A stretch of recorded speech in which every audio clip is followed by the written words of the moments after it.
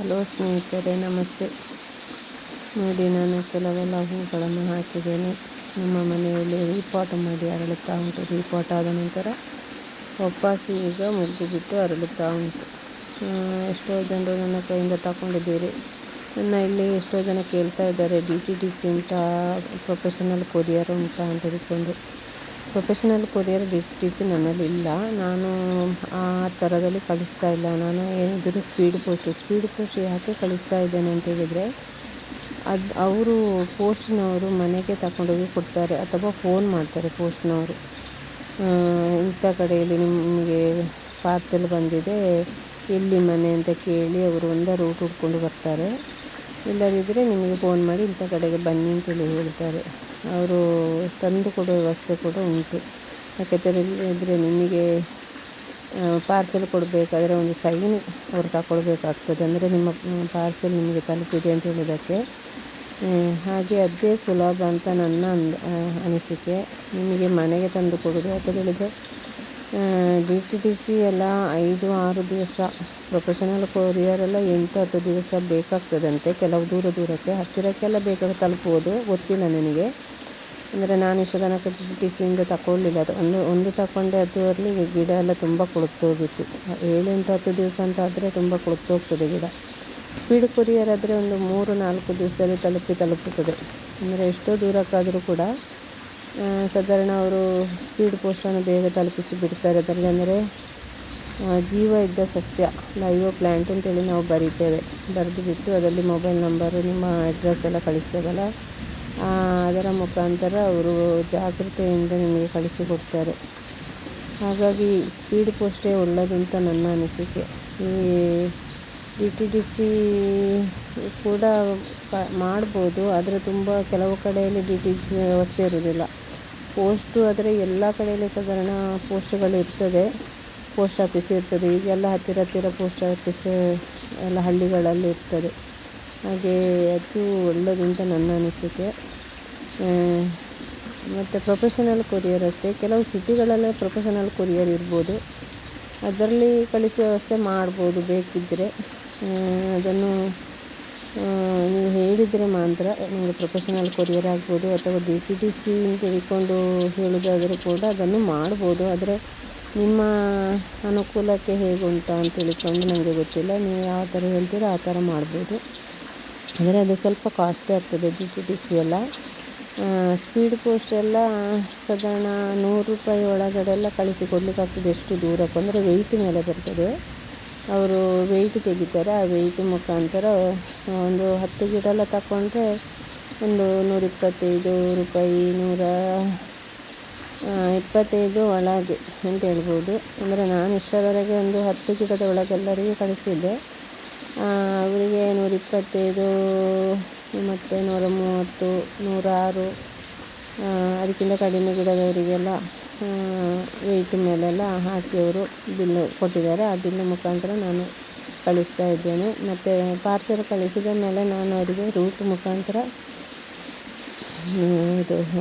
ನಾನು ಹೇಳ್ತೇನೆ, ಅವರಿಗೆ ಬಿಲ್ ಸಮೇತ ಕಳಿಸ್ತೇನೆ. ಮತ್ತು CK ನಂಬರ ಅಥವಾ EL ನಂಬರು ಅದೆಲ್ಲ ಗೂಗಲು ಮುಖಾಂತರ, ಅಂದರೆ ಟ್ರ್ಯಾಕಿಂಗ್ ನಂಬರ್ ಕಳಿಸ್ತೇನೆ. ಟ್ರ್ಯಾಕ್ ಮಾಡಿ ನೋಡಲಿಕ್ಕಾಗ್ತದೆ. ಗೂಗಲಲ್ಲಿ ಸರ್ಚ್ ಕೊಟ್ಟರೆ speed post, Google India post ಅಂತ ಹೇಳಿಕೊಂಡು ವ್ಯವಸ್ಥೆ ಇದೆ, ಅದರಲ್ಲಿ ನೋಡಲಿಕ್ಕಾಗ್ತದೆ. ಅಥವಾ ನಾನು ಸರ್ಚ್ ಮಾಡಿ ಅವರಿಗೆ ಇಂಥ ಕಡೆಯಲ್ಲಿ ನಿಮ್ಮ ಗಿಡ ಉಂಟು ಅಂತೇಳಿ ಸರ್ಚ್ ಕೊಟ್ಟು ಅವರಿಗೆ ಅದನ್ನು ಕಳಿಸಿಕೊಡ್ತೇನೆ. ಅವರಿಗೆ ಅವರ ಮನೆ ಆ ಕಡೆ ಅವರ ಪೋಸ್ಟಿಗೆ ತಲುಪಿದ ಕೂಡಲೇ ಅವರು ಹೋಗಿ ಫೋನ್ ಮಾಡಿ ಅವರೊಟ್ಟಿಗೆ ಕೇಳ್ತಾರೆ, ಪೋಸ್ಟ್ನವರೊಟ್ಟಿಗೆ, ಅಥವಾ ಅವರೇ ಫೋನ್ ಮಾಡಿ ಇವರಿಗೆ ತಿಳಿಸ್ತಾರೆ. ಆ ಥರದ ವ್ಯವಸ್ಥೆಗಳೆಲ್ಲ ಉಂಟು.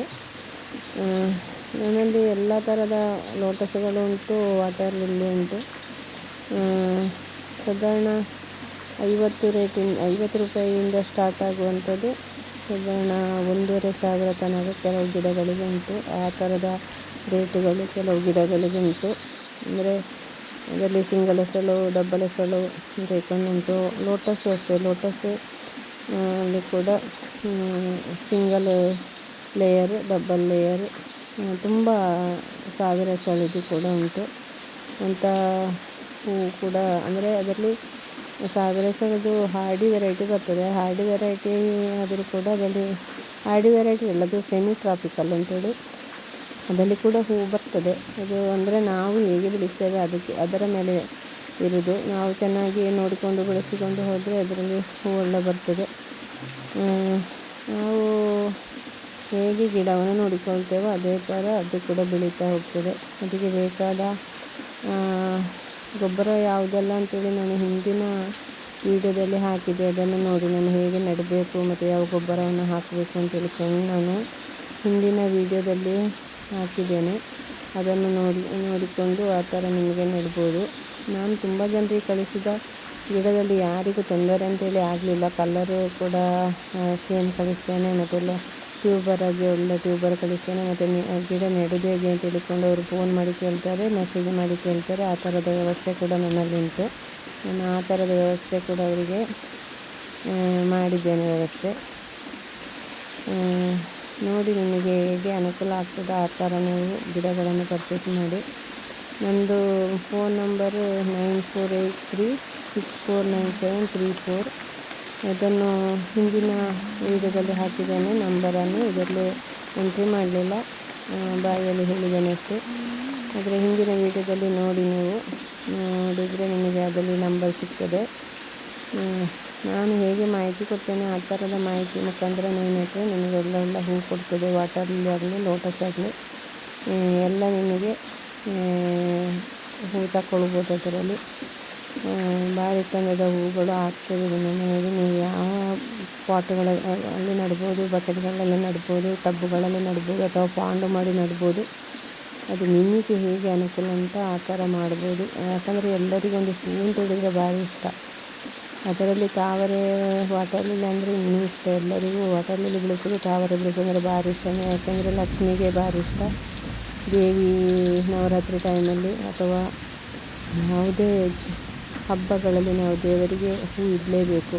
ಹೂ ಇಟ್ಟು ನಮಗೊಂದು ದೇವರಿಗೆ ಕೈ ಮುಗಿದಂದರೆ ಹೆಂಗಸರಿಗೆ ಅದೊಂದು ಭಾರಿ ಖುಷಿ. ಎಲ್ಲರೂ ದೇವರನ್ನು ಪೂಜಿಸ್ತಾರೆ. Okay, bye friends.